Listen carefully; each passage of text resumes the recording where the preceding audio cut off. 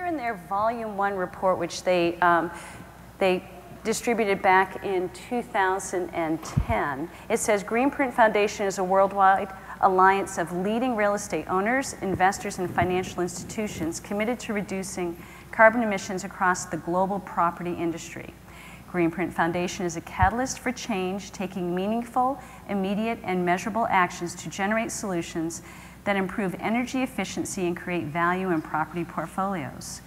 Greenprint focuses on the built environment, which represents 1/3 of all carbon emissions.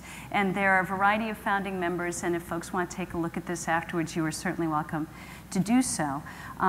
When Chuck Leitner, who was previously head of RREEF, took on the role of CEO of Greenprint about 1.5 years ago, almost 2 years ago now, what his ultimate goal, as he expressed to me, was to begin to develop standards for our industry so that investment managers could really understand what people were talking about in terms of green buildings. And so today, there are 2 metrics that come out of the data gathering for Greenprint. One is an energy usage intensity for a building, so this is all building data, and carbon footprint.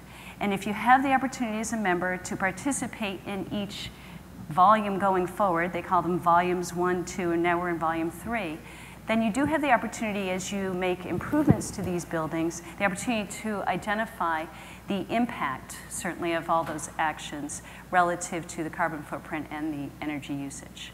So there's my blurb on Greenprint. But what I wanted to do is just kind of sit here in this kind of meditation living room, so to speak, and have a conversation with my friend Nick. We get to see each other periodically.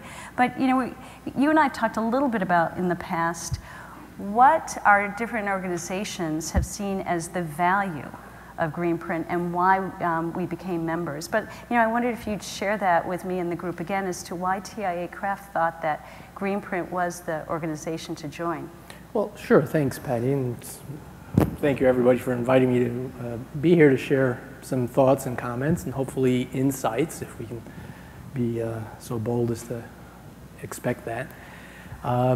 TIAA-CREF is a socially responsible investor. We have been promoting our efforts in sustainability. We became an Energy Star partner back in 2002, and for the last 5 years, we've been recognized by EPA based on the results that we've been able to achieve with our portfolio as an Energy Star Partner of the Year. The last 3 at a sustained excellence level, which is one of the highest levels of recognition by the EPA. Greenprint offered an opportunity to, as you said, create a platform, a benchmarking platform that would be recognized, understood, and most importantly, accepted by the industry, by those players who are active in the industry, both as investors, tenants, lenders, the general public. Real estate is a very tangible asset. It is in front of us every day. We all go to work in a piece of real estate, generally, even if it's your own home. It's an investment vehicle that allows for tremendous creativity to be applied. And if I tell you that I have a very green building, well, how do you know that I do or not? You're taking me at my word. Energy Star offered a wonderful benchmarking platform for energy intensity. They're now also benchmarking water usage, but that's it. There's more to real estate beyond the energy, beyond the water. In our opinion, in the TIAA Global Real Estate Sustainability Initiative, which is a formal statement that we've developed to speak to our vision, our objectives, we also view recycling and trash as a 3rd element that a building owner should be concerned about for sustainability.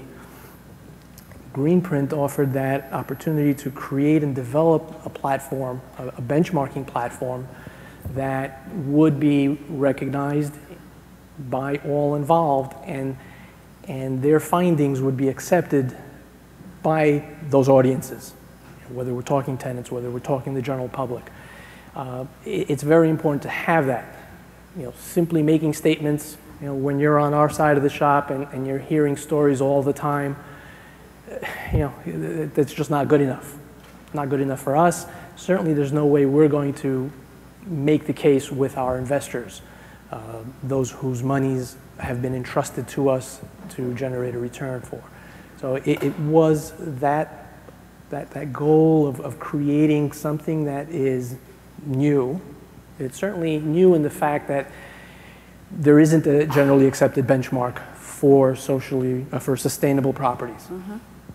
Greenprint offered a wonderful opportunity to join others, such as RREEF, and we have like JLL, I think, is on board. And Prudential, many others investment management. who have a common goal.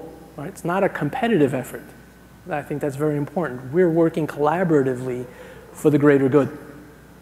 We're all going to benefit by having this standard benchmarking tool available to us. And I think, too, that Greenprint really was responding to a different audience. When we talk about Energy Star, you know, people at the building level understand Energy Star, people at the asset management level understand Energy Star, folks at the investment management level, and I will say the boardroom, really like to look at an index of some sort. And so the Greenprint Performance Index, which is really what these two metrics make up, helped, I think, us to translate what we know goes on, I'll say in the boiler room or at the property level, all the way up to the boardroom. So, you know, it's similar to some of our financial indices. That group is different. You know, the group, I think, within Greenprint for us is a group of investors, financial institutions, different than the folks that we talk to when it comes to things like Energy Star. Right, although the concepts are the same. It's all about measuring. Our mantra, you can't manage that which you don't measure. So how do you know that you've made progress? You need to know what your starting point is and your milestones, either as goals to be reached or as current achievements, gauging your performance and progress towards your goals. Without goals, you're just static. And in real estate, you're static, you're old news. And at the end of the day, it's all about attracting tenants, getting the rent and revenues to be able to justify the investment in the real estate itself.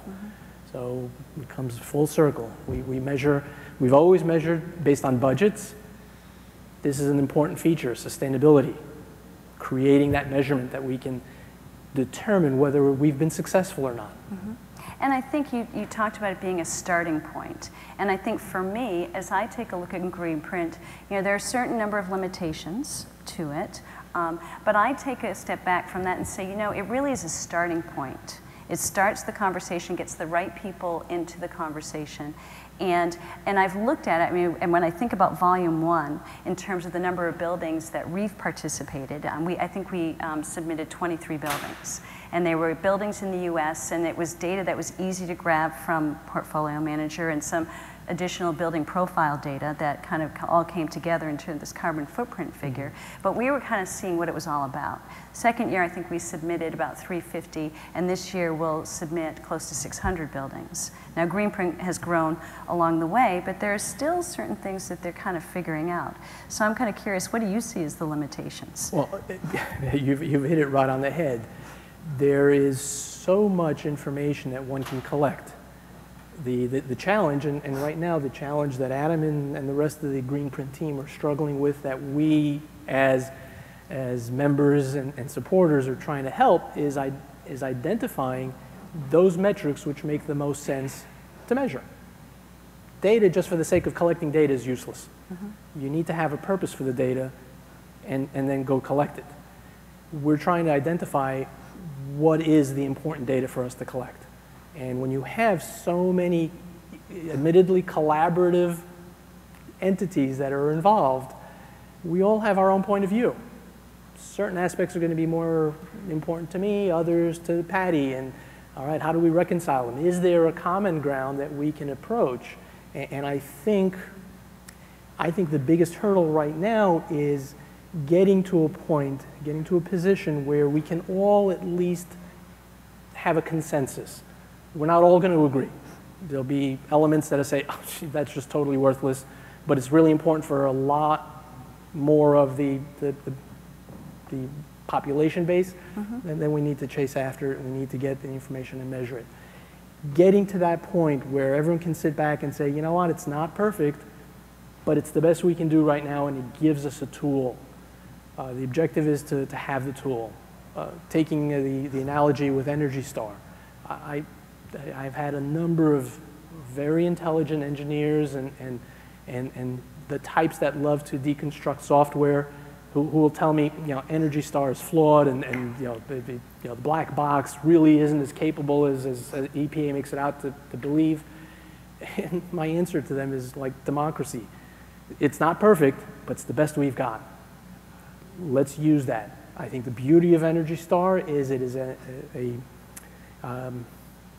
an unbiased platform. It's not mine or yours or anybody else's benchmark. It's a neutral benchmark. And as imperfect as it may be, at least it gives us a point of discussion to start. I envision Greenprint will get to that same place. I don't know, is it 2 years, is it 3 years, is it 5 years? Right. One of the big risks that I see is an impatience. People are going to be expecting something from Greenprint quicker than maybe it can deliver. And the last thing you want to do is have a bad piece of software. And I give Adam and his team a lot of credit. They're sweating the details right now, are refusing to push the platform faster than they feel that it can go. It's not going to do anyone any good to put it over the cliff. So we got to keep it on the road. We've got to keep it moving forward. I think no one wants to stop the race. But how much patience will the market provide to enable Greenprint to get to the point where, A, they've got a critical mass in data, right? You know, a couple of hundred here, a couple of hundred there, we get a couple of thousand altogether, that's fine, but it's really not enough. We need to get tens of thousands of buildings benchmarked. Well, thank you. Great.